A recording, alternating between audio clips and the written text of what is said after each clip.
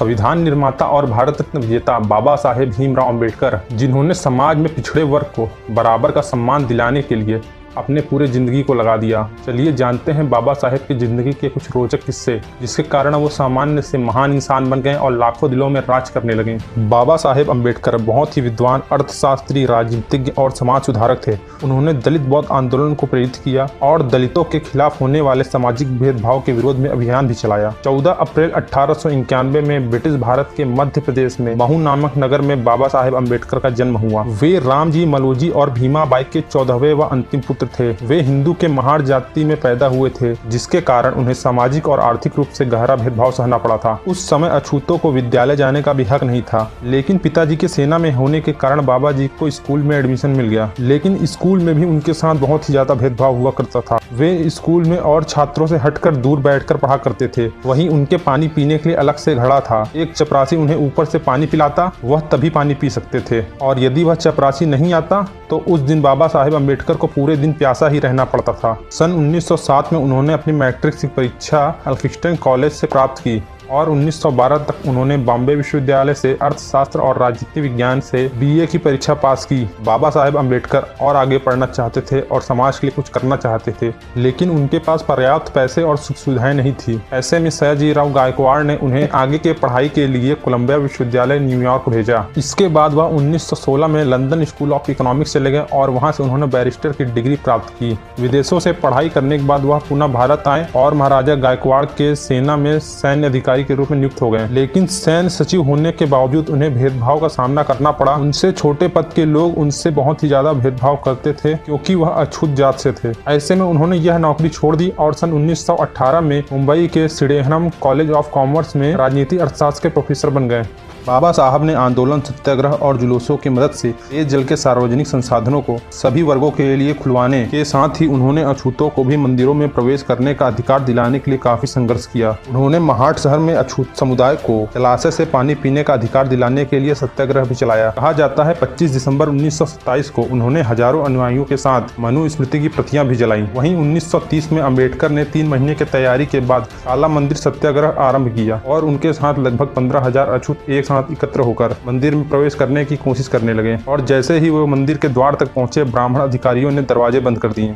बाबा साहब अंबेडकर जी एकमात्र ऐसे भारतीय हैं जिन्होंने तीनों गोलमेज सम्मेलन 1930, 31 और 32 में प्रतिनिधित्व किया। कहा जाता है जब उन्हें गोलमेज सम्मेलन के लिए जाना से पहले उनके पुत्र की मृत्यु हो गई।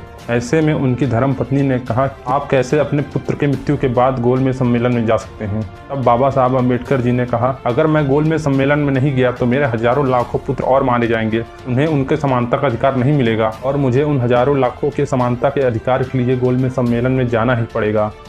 बाबा साहब ने दलितों और अछूतों के साथ होने वाले इस भेदभाव और अत्याचार को देखते हुए गांधी जी से मुस्लिमों की तरह सेपरेट इलेक्टोरेट की मांग की। तो ऐसे में गांधी जी ने उन्हें सेपरेट इलेक्टोरेट देने से मना कर दिया। गांधी जी ने कहा, दलित और अछूत हिंदू का ही एक अभिन्न अंग है। ऐसे में बाबा साहब ने कहा, हम हिंदू होते हुए भी हमें समानता का अधिकार नहीं और हमारे साथ पूरी तरह से भेदभाव किया जाता है। सवर्ण वर्ग के लोग दलितों और अछूतों को सामाजिक, आर्थिक एवं धार्मिक रूप से पीछे करना चाहते हैं, और इस बात में गांधी जी भूख हड़ताल में बैठ वो हिंदुओं को ऐसे बढ़ते हुए नहीं देख सकते। अम्बेडकर जी गांधी जी को ऐसे मरता हुआ नहीं देख सकते, इसलिए उन्होंने सन 1932 में पूना पैक्ट समझौता किया। इसके अंतर्गत दलित व अछूतों को सेपरेट इलेक्टोरेट न देकर रिजर्वेशन दिया गया, जिससे दलितों और अछूतों की सीट आरक्षित हो गई।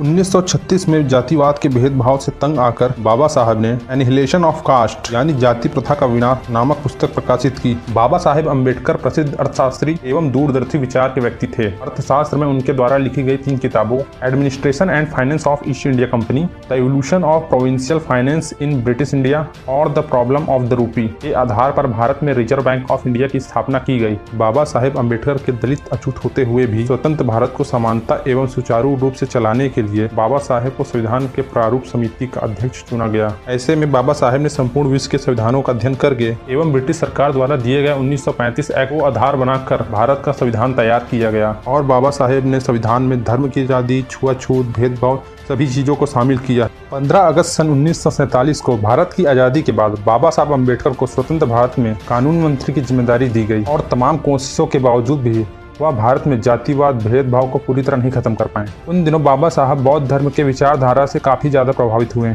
उन्होंने पाया कि बौद्ध धर्म में किसी प्रकार का जातिवाद भेदभाव नहीं है और बौद्ध धर्म में सभी इंसानों को एक समान नजर से देखा जाता है। बात है 13 अक्टूबर सन 1935 की। नासिक में एक सम्मेलन में बाबा साहब अम्बेडकर ने धर्म परिवर्तन करने की घोषणा की और सम्मेलन में संबोधित करते हुए बाबा साहब ने कहा, हालांकि मैं एक अछूत हिंदू के रूप में पैदा हुआ हूँ, लेकिन मैं एक हिंदू के रूप में हरगिज नहीं मरना चाहूंगा। और इस प्रकार वह जीवन के अंतिम समय में 14 अक्टूबर 1956 को नागपुर में बाबा साहब अम्बेडकर खुद और अपने 5 लाख अनुयायियों के साथ त्रिरत्न, पंचशील और 22 प्रतिज्ञा लेते हुए बौद्ध धर्म में परिवर्तित हो गए। संघर्ष और कठिनाई भरे जीवन से लड़ते लड़ते 65 वर्ष की उम्र में 6 दिसंबर 1956 को दिल्ली में बाबा साहब अम्बेडकर को महापरिनिर्वाण की प्राप्ति हुई। मुंबई के दादर चौपाटी समुद्र के किनारे बौद्ध शैली से बाबा साहब का अंतिम संस्कार किया गया। वहीं उनके अंतिम संस्कार में उन्हें श्रद्धांजलि देने 10 लाख से भी अधिक समर्थक, कार्यकर्ता और प्रशंसक आए हुए थे।